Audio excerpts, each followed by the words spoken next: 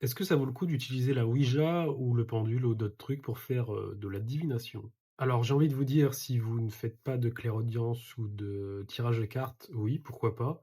Maintenant, si vous êtes déjà guéri, si vous êtes, entre guillemets «médium» et ou si vous tirez bien les cartes, ça n'a pas vraiment d'utilité. Par exemple, si moi je le fais, bah, je perds du temps parce que, par exemple, la Ouija, bah, une lettre à la fois, c'est long.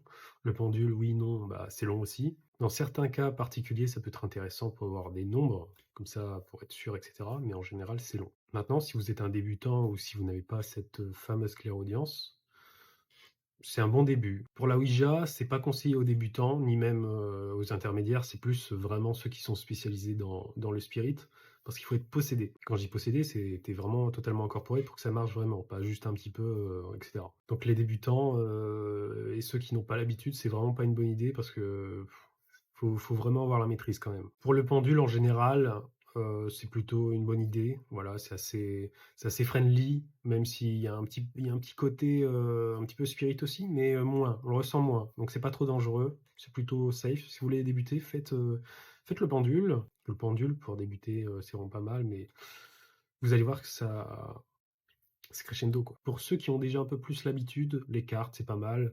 Après, faut savoir les interpréter, faut avoir une bonne intuition, faut déjà être assez connecté.